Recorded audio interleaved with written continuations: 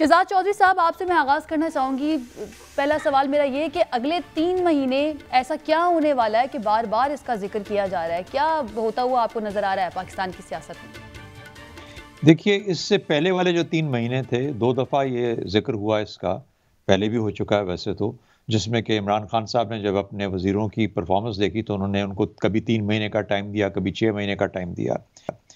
पहले 3 महीने जो ज़िक्र हुआ, आज से कोई मेरे ख़्याल में डेढ़ 2 माह पहले की बात है। तो हुँ। उस वक़्त ये जो एक डिसक्वाइट थी और वो डिसक्वाइट थी related to some senior appointments, military की भी रिलेटेड थी, बाकी कुछ इदारों के अंदर आगे-पीछे। तो उस वक़्त एक उनका ख़्याल था या ये उन्होंने एक एक उस वक़्त ये बात हुई थी। उसकी वजूहात क्या थी उनके नज़दीक? क्या उसकी अ, उसमें उनके कुछ खदशात थे या नहीं थे या वो वैसे ही चाहते थे अपने वज़रा को? लेकिन ये जो अगले 3 महीने जिसका ज़िक्र अब किया जा रहा है, हुँ। इनका ताल्लुक मेरा ख़्याल है 2-3 चीज़ों से है। एक तो ये है कि 27 मार्च को लोकल बॉडीज़ के इलेक्शंस होंगे खैबर पख्तूनख्वा में। और फिर उसके बाद इस वक़्त जो महँगाई के आलम में जो परफ़ॉर्मेंस हुई है, इससे पहले लोकल बॉडीज़ के इलेक्शन खैबर पख्तूनख्वा के, इनको जब दोनों को मिलाया जाता है, तो इस हुकूमत के लिए परेशानी का बायस 2 बहुत बड़ी चीज़ें हैं। एक हुँ। उनकी परफ़ॉर्मेंस और एक महँगाई का जो ज़ोर है। तो मेरा ख़्याल है लेकिन कि शहजाद चौधरी साहब, वज़ीर-ए-आज़म तो इनकारी हैं महंगाई से। वो तो कहते हैं कि लोगों को ये बताया जाए, अपने तर्जुमानों को भी, अपने वज़रा को भी ये कहते हैं कि आप जाके बताएं कि मुल्क में कोई महंगाई नहीं है, पाकिस्तान तो सस्ता तरीन मुल्क है। मुझे नहीं मालूम आपने कहाँ सुना, बहरहाल में वो ये कह रहे हैं कि महँगाई एक आलमी वो है, वेव है, उसमें जो कमोडिटीज़ पीटीआई का। रहनुमा है या वुज़रा हैं, वो तो ये कहते हैं कि वाक़ई में महंगाई हकीकत है और हर तबका इससे बहुत ज़्यादा अफेक्ट हो रहा है, लेकिन वज़ीर-ए-आज़म तो ये कहते हैं कि पाकिस्तान सस्ता तरीन मुल्क है। चलें, हम वज़ीर-ए-आज़म और उनके वज़रा को छोड़ देते हैं, हम वो बात करते हैं जो हकीकत में मबनी है, क्योंकि हम हुँ। क्यों अपने सुनने वालों का वक़्त ज़ाया करें। तो मेरे ख़्याल में बात ये कहनी चाहिए कि इस वक़्त जो आलमी रविश है प्राइसेज़ की, सप्लाई की, सप्लाई एंड डिमांड की, जो सप्लाई साइकिल्स हैं सब के सब, वो इतने डिसरप्ट हो चुके हैं कि उसकी वजह से मुश्किलात इतनी ज़्यादा बढ़ गई हैं, कमोडिटीज़ की प्राइसेज़ बढ़ गई हैं, कीमतें बहुत बढ़ गई हैं। फिर कुछ इमरान खान साहब की गवर्नमेंट का अपना मुल्क के अंदर जो किस किस्म की गवर्नेंस के सम कुछ काम ऐसे थे जो कि गालिबन जिनको कंट्रोल किया जा सकता था, जिसके अंदर हुँ। लोकल मार्केट के अंदर सप्लाई के मामलात हैं। जब वो इसको पूरा नहीं कर सके, तो आपने कीमतों के अंदर एक बहुत बड़ा चढ़ाव देखा। दूसरी बात, आपको ये भी मालूम है कि तेल की कीमतों में और डॉलर की कदर में जो इज़ाफ़ा हुआ है, उसके बाद किस तरह का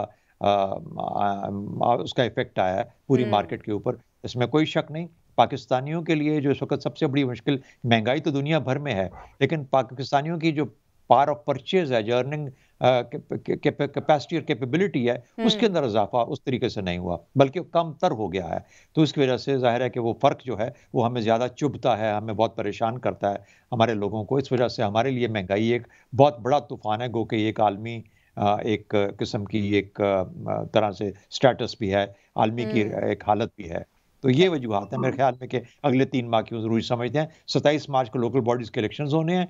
वो चाहते हैं कि मेरे ख़्याल में उनकी परफ़ॉर्मेंस बेहतर हो, वरना अगले आने वाले इलेक्शन 2023 में मेरा ख़्याल है कि फिर उनको डर है कि इस परफ़ॉर्मेंस की बुनियाद पे और ख़ास तौर पे अगर केपी को लूज़ कर जाएँ, तो फिर तो सफाई होने के चांसेस उनकी गवर्नमेंट के ज़्यादा हैं। ज़्यादा नज़र आ रहे हैं। ठीक है, अमीर अब्बास, आपको भी यही लगता है कि अवाम की जो परेशानी है, ख़ास तौर पर महंगाई की अगर हम बात कर लें, इसी वजह से वज़ीर-ए-आज़म साहब परेशान है, या फिर ये जो फ़ॉरेन फंडिंग केस का मामला अब आया है, ये भी परेशानी का बाइस है पाकिस्तान तहरीक-ए-इंसाफ की गवर्नमेंट के लिए? मेरा ख्याल है दोनों चीजें इमरान खान साहब के लिए परेशानी का बायस होनी तो चाहिए कम से कम, अगर है या नहीं। एक तो वक्त बहुत कम रह गया है, प्रैक्टिकली इमरान खान साहब के पास पौने 2 साल से भी अब कम अरसा बाकी है, और महंगाई का एक बहुत बड़ा सेटबैक उनको खैबर पख्तूनख्वा में मिला है। यानी वो खैबर पख्तूनख्वा जहां उन्होंने 2013 से लेके 18 और फिर 18 में वो जो पावर थी वो मजीद जिसे कहते हैं समिट ऑफ पावर पे वो पहुंच गए, और 2/3 मेजोरिटी, नियर टू 2/3 मेजोरिटी पे वो पहुंचे, और इसकी कोई नजीर नहीं मिलती थी पहले खैबर पख्तूनख्वा में। हुँ। उसी तब्दीली या उसी कामयाबी का फिर एक रिवर्स इफेक्ट शुरू हुआ, बल्कि वो डोमिनो इफेक्ट शुरू हो गया। डोमिनो इफेक्ट इस तरह से है कि आप ज़िमनी इंतखाबात उठा के देख ले, 13 या 14 हुए 2021 में, इमरान खान साहब मोर देन 90% हार गए। जो हुँ। कंटोनमेंट के लोकल गवर्नमेंट इलेक्शन हुए, इमरान खान साहब पंजाब में मुल्तान, लाहौर, रावलपिंडी, इन इन इन इलाकों में बुरी तरह से उनको शिकस्त हुई, ताकि खैबर पख्तूनख्वा में, पेशावर में भी कोई बहुत अच्छी कारकर्दगी उनकी लोकल गवर्नमेंट में नहीं रही। फिर ये अब जो जनरल लोकल गवर्नमेंट इलेक्शन है उसके अंदर भी आपने देख लिया। अब फिर ये दूसरा मरला जो है उसको मजीद पोस्टपोन करवाने में भी कामयाब हो गए, और वो अब मार्च के आखिर में होगा। पंजाब के अंदर जब लोकल गवर्नमेंट इलेक्शन होगा तो उसमें भी को मुझे नहीं लगता कोई बहुत बड़ा ब्रेक थ्रू तहरीक इंसाफ करेगी पब्लिक परसेप्शन की सूरत में। तो ये सारे चैलेंजेस तो हैं इमरान खान साहब के सामने, और उनके लिए दर्द सर भी है, क्योंकि उन्होंने 2023 के इलेक्शन में अगर कामयाबी हासिल ना की तो जो कुछ उन्होंने ये 2018 से 23 के दरमियान कमाया है नेक नामी की सूरत में, अगर है ऐसा, तो फिर वो 2028 जो है ना, वो आयशा कौन जीता है तेरी जुल्फ के सर होने तक, फिर किसी को मालूम नहीं कि 2028 में इमरान खान वापस पलटेंगे या नहीं पलटेंगे। तो उनके लिए ये मेक एंड ब्रेक है, उनके लिए भी और उनकी पार्टी के लिए भी। अच्छा, अब उनको उनके बाद भी उनकी पार्टी के अंदर कोई नहीं है, ये भी एक नहीं, एक तो इमरान खान साहब के लिए चैलेंजेस है, दूसरा तहरीक इंसाफ के लिए भी बहुत सारे चैलेंजेस हैं। इमरान खान साहब अगर एक लम्हे के लिए एक तरफ हो गए तो ये पार्टी अपना वजूद कैसे बरकरार रख पाएगी, क्योंकि इस पार्टी को वजूद बरकरार रखने के लिए या अपने आप को इंटैक्ट रखने के लिए इसकी वो जो कारकर्दगी है उसके का एक बेहतर होना बहुत जरूरी था। अमीर अब्बास, ये तो वो मामलात है, ये तो वो फैक्ट्स हैं जो हमारे सामने हैं। कारकर्दगी की बात कर ले, महंगाई की बात कर ले, या फिर केसेस की बात कर ले, लेकिन एक ऐसा तासुर भी बनाने की कोशिश की गई या बनता हुआ हमें नजर आया कि सियासी फिजा जो है वो पाकिस्तान तहरीक इंसाफ के खिलाफ होती हुई नजर आई। बड़े बड़े चैनल्स में या बड़े बड़े सियासी रहनुमा इस तरह का तासुर देते रहे कि वो मुख्तदर हल्के जो उनके साथ थे वो अब उनसे दूर होते जा रहे हैं। तो अब और ऐसी सूरत हाल में हमें फॉरेन फंडिंग केस के ऊपर स्क्रूटनी कमेटी की रिपोर्ट भी सामने आ गई और उसके ऊपर जो इल्जामात पीटीआई की गवर्नमेंट पे लगे, तो आपको लगता है कि ये भी परेशानी का बाइस है गवर्नमेंट के लिए, इमरान खान साहब के लिए? नहीं, मैं आयशा, चूंकि I am privy to some information और मुझे भी कुछ मालूमात है बतौर तालिब इल्म, कोई मुक्तदिर हल्के इमरान खान साहब की हुकूमत को गिराना नहीं चाह रहे। कोई इमरान खान की हुकूमत से वो पीछे नहीं हटे। पीछे से मुराद ये कि वो सबऑर्डिनेट है प्राइम मिनिस्टर के, जितने भी रियासती इदारे हैं सिवाय के सबऑर्डिनेट होती है हुकूमत, तो वो सब हुकूमत के साथ है। जिधर लोगों का इशारा है वो भी हुकूमत के साथ है, इन द सेंस कि वो भी हुकूमत के सबऑर्डिनेट है, और prime minister is the chief executive of the country. Ultimately power जो है वो प्राइम मिनिस्टर के पास है मुल्क को चलाने के लिए। तो कोई उनको नहीं गिराना चाह रहा, ना उनसे कोई दूर हो रहा है। हाँ, ऑपोजिशन, जाहिर बात है, ऑपोजिशन तो उसे तो कहा जाता है गवर्नमेंट इन वेटिंग। ऑपोजिशन तो वॉचडॉग होती है, और हमारी ऑपोजिशन जो है वो तो होती ही अपॉर्चुनिस्टिक किस्म की है, इब्नुल वक्त किस्म के सियासतदान है हमारे।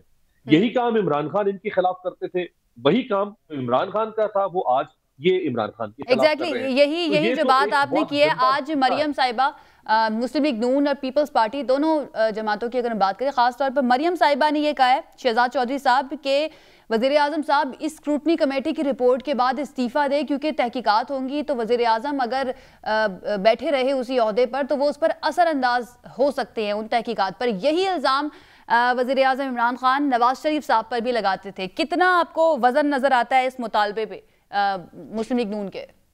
जी, मेरा ख्याल है कि एक जो चीज़ इमरान खान या पीटीआई के हक में जाती है वो ये है कि एक सिटिंग गवर्नमेंट होते हुए उन्होंने अपनी स्क्रूटनी करवा ली और उन्होंने जो रिकॉर्ड था पेश किया।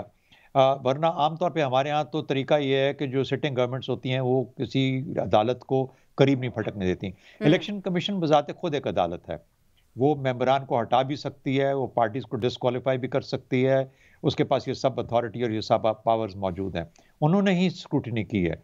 अब एक तो दो स्क्रूटनीज और भी रहती हैं, शायद उससे भी ज़्यादा हों, जो कि PMLN की और PPP की है, उसके अंदर क्या क्या निकलेगा खुदा जानता है। तो मेरा ख्याल है कि ये एक बड़ा अच्छा अमल हुआ है, जिसमें कि अगर रिकॉर्ड कीपिंग जो कि हमारे यहाँ एक बहुत पुअर है, यानी हमारा तो FBR भी नहीं कर पाता record keeping, what to talk of political parties, कि उनसे ये तवक्को की जाए।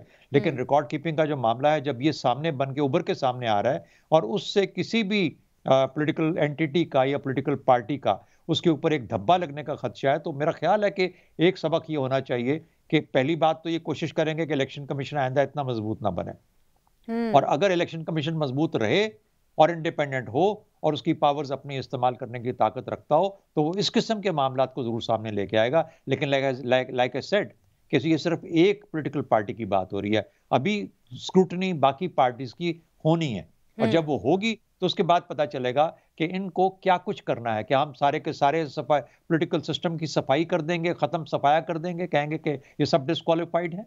मुमकिन ही नहीं है।